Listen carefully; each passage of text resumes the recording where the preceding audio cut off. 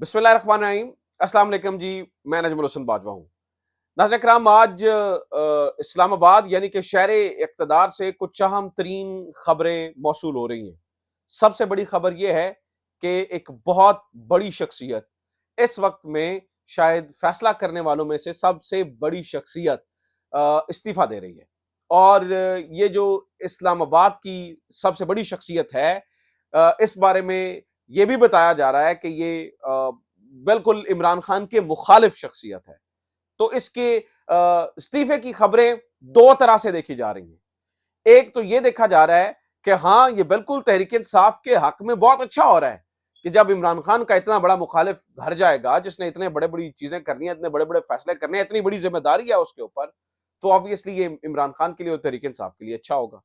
और दूसरा ये भी एक पॉइंट ऑफ व्यू सामने आ रहा है कि नहीं, ये बहुत बड़ी साजिश तैयार की गई है, ये एक बहुत बड़ी गड़बड़ की जा रही है। इस गड़बड़ में तहरीक इंसाफ को मजीद फंसाया जा सकता है। तो नाज़रीन किराम, ये इस वक्त दो चीजें सामने आ रही हैं। इस्तीफा कौन दे रहा है, क्यों दे रहा है, इसकी खबरें क्यों चल रही हैं, कौन चलवा रहा है, और ये अचानक से ये माहौल क्यों बन रहा है, और इससे तहरीक इंसाफ को फायदा होगा, नुकसान होगा। ये इस वक्त की सबसे बड़ी खबर है। इसकी तफसीलात नाज़रीन किराम मैं आज की वीडियो में आगे चल के आपके सामने रख देता हूं। Number one. नंबर टू, नाज़रीन किराम, उस्मान डार खुलकर सामने आ चुके हैं। तारीख रकम कर दी है इस तरह से कि अब तक जितने भी लोगों ने चाहे इंटरव्यू दिया, तहरीक इंसाफ से अलहदगी इख्तियार की, वो या तो तहरीक इस्तेहकाम में चले गए या चुप करके रूपोश हो गए। लेकिन उस्मान डार ने नई तारीख रकम की है। वो अपनी वालिदा के हक में सामने आ चुके हैं। इसकी वजह यह बताई जाती है कि कल रात जो कुछ उनके घर में हुआ, वो भी एक बड़ी जुल्म की दास्तान है।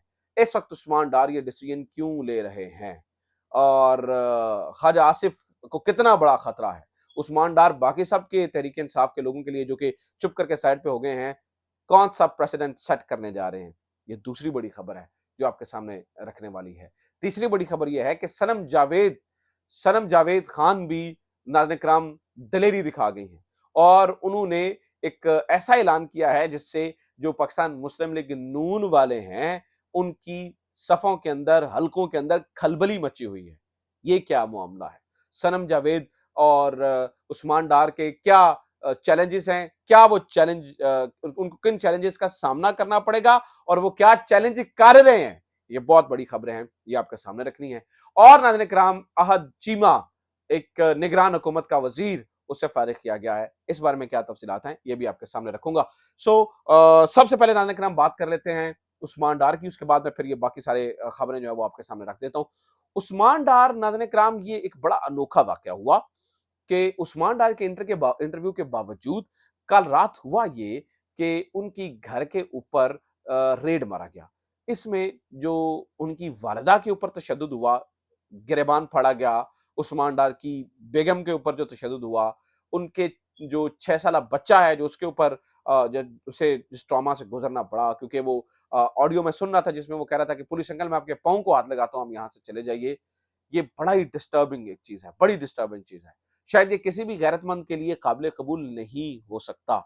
तो उस्मान डार, नाज़रीन किराम, खुलकर मैदान में आए और उन्होंने खुलकर इसके ऊपर जो है ना वो अब बात की। उन्होंने जो शाबाश हसन वाले डीपीओ साहब हैं, उनके बारे में भी कहा कि भाई ये क्या बात है, अगर मुझे पकड़ना चाहते हो तो आओ, मैं खड़ा हूं, मुझे दिन दिहाड़े पकड़ो, ये रातों को मेरे घरों में छापे क्यों मार रहे हो। जिसके ऊपर जो डीपीओ साहब है उनकी भी एक वीडियो आई है, जो कि इंतहाई मुझे लगता है कि गैर जिम्मेदारी और एक पथेटिक जिसे कहा जा सकता है कि उन्होंने काम किया है, उसको उसको जस्टिफाई करके।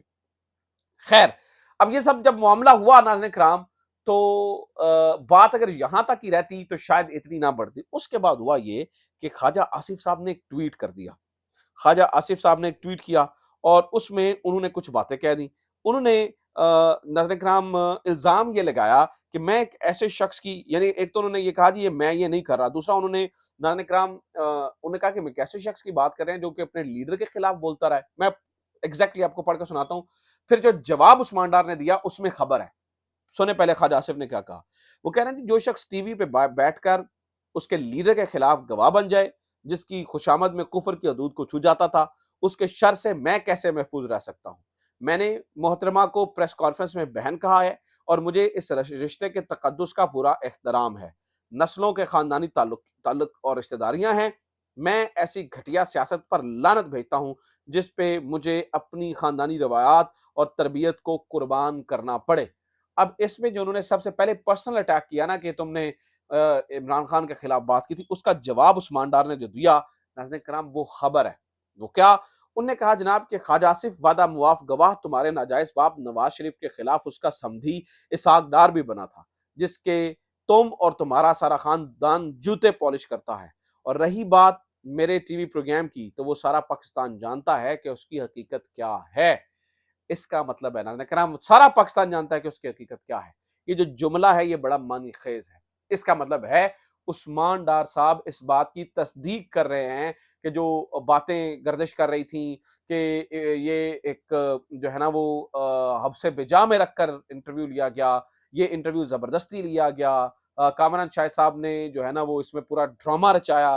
कामरान शाहिद साहब जो हैं वो इसमें इस ड्रामे में पूरी तरह से मुलव्वस रहे। अब उस्मान डार साहब क्या उसकी तस्दीक कर रहे हैं कि उसकी हकीकत पूरा पाकिस्तान जानता है से मुराद ये है कि जनाब ये सारा कुछ जो है ना वो प्री प्लान था और कामरान शाह साहब ने जो ड्रामेबाजी की थी, ड्रामा रचाया था, उसकी हकीकत को खोल रहे हैं। नाज़रीन इकराम ये एक बहुत बड़ी खबर है। इसका मतलब है कि तहरीक इंसाफ के अब कुछ रहनुमा खुलकर अब सामने आ गए हैं।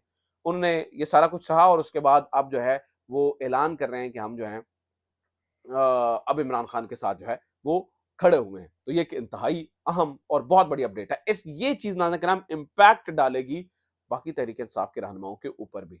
वो डोमिनो इफेक्ट वाला मामला यहाँ पे चलेगा कि एक दूसरा दूसरे से तीसरा, तीसरे से चौथा जो है ना वो पिलर गिरता चला जाएगा और ये जो डर की और खौफ की फ़ज़ा ये पंजाब पुलिस ने बनाई हुई थी, वो फ़ज़ा ख़त्म करने में उस्मान डार ने आज वो बारिश का पहला कतरा जो है, वो साबित हो चुके हैं। अच्छा जनाब, अब आ जाते हैं दूसरी तरफ कौन इस्तीफ़ा दे रहा है? ये इस्तीफ़े वाला मामला क्या है? तो वो खबर सुन लीजिए। नाज़रीन किराम आज सुबह कुछ बहुत ही अनयूजुअल हुआ।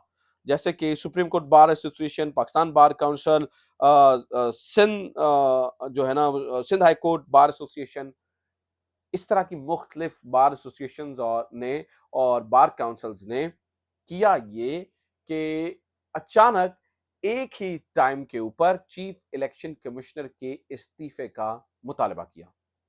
दिस इज समथिंग स्ट्रेंज क्योंकि लेवल प्लेइंग फील्ड नहीं दी जा रही पाकिस्तान तरीके इंसाफ को। अब ये बात बिल्कुल है तो दुरुस्त और ऐसा ही है कि चीफ इलेक्शन कमिश्नर जो है ना वो लेवल प्लेइंग फील्ड नहीं दे रहे हैं। इसमें को तो कोई दो राय है नहीं है, इसमें तो कोई ऐसी चीज जो है ना वो ढकी छुपी है नहीं है। पर यहाँ पे एक प्रॉब्लम है ना इकराम, और मतलब ये जो जो चीज गौर करने वाली है वो ये है कि सबसे पहले ये जो बार एसोसिएशन हैं और बार काउंसिल्स हैं वो क्यों नहीं बोली। सबसे बड़ा सवाल तो ये है कि ये जब इन्हें बोलना चाहिए था तब ये चुप करके गूंगे बन के बैठे हुए थे और अचानक बोले और फिर सारे इकट्ठे बोले। यानी कि सुप्रीम कोर्ट बार एसोसिएशन जो कि पाकिस्तान मुस्लिम लीग नून की हमायत से आए वो भी बोले। ये क्या चक्कर है? क्या कहीं ये 8 फरवरी के इलेक्शन को डिरेल करने की कोशिश तो नहीं है? इसमें तो कोई दो राय नहीं है कि पीटीआई को लेवल प्लेइंग फील्ड मिलनी चाहिए। लेकिन ये जो हो रहा है इसके पीछे क्या कहीं ये मकसद तो नहीं है कि चीफ इलेक्शन कमिश्नर घर जाए? अब इसमें अगर वो घर चले जाते हैं और इस्तीफा दे देते हैं, जिसकी बाज़-गश्त अब सुनाई भी दी जा रही है, तो होगा क्या? अगर ये फारिग हो जाते हैं, तो होगा क्या? नाज़रीन किराम, होगा ये कि एक नया आईनी बहरान पैदा हो जाएगा और सोचा जाएगा कि अब क्या करें? मैं मिसाल देता हूँ कैसे? यानी कि वो नया आईनी बहरान इस तरह से पैदा होगा कि क्या एक कायम-मक़ाम चीफ इलेक्शन कमिश्नर इंतखाबात करवा सकता है? क्योंकि कानून में इस चीज़ की तो गुंजाइश है कि आप सुप्रीम कोर्ट के हाज़िर सर्विस जज को जो चीफ जस्टिस सुप्रीम कोर्ट हैं, चीफ जस्टिस पाकिस्तान हैं, वो लगा सकते हैं चीफ इलेक्शन कमिश्नर, लेकिन वो कायम-मक़ाम चीफ इलेक्शन कमिश्नर होता है।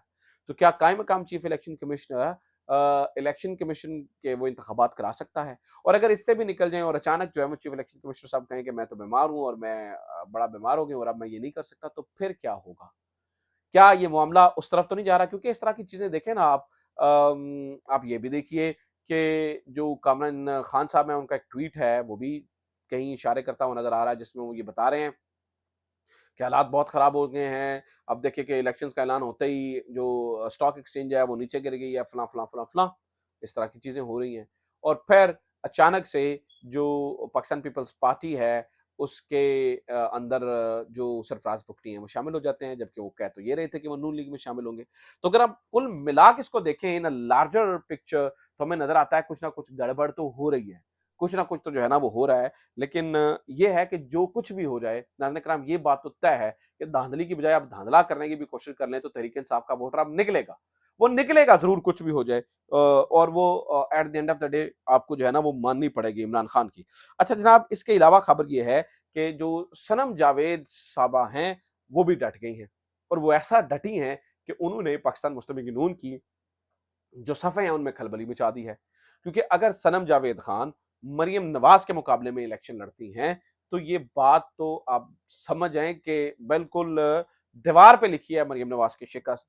अब ये मरियम नवाज़ साहिबा की जो ये जो शिकस्त है उसको देखते हुए नाज़रीन कराम मामला ये है कि उन अब नून लीग के अंदर रौला पड़ गया है कि अब क्या करें? अब अगर टिकट जो है वो मरियम नवाज़ को देते हैं तो और मरियम नवाज़ का हल्का तब्दील नहीं करते हैं तो ये तो सबसे बड़ी शर्मिंदगी होगी और अगर सनम जावेद जीत जाती हैं, धांधले करने के बावजूद भी जीत जाती हैं, तो फिर क्या मुँह दिखाएँगे? पाकिस्तान मुस्लिम लीग नून का तो मोराल ही डाउन हो जाएगा, लिहाज़ा ये मसला बना हुआ है। और आखिरी खबर ये है कि जनाब अहद चीमा साहब को हटा दिया गया है।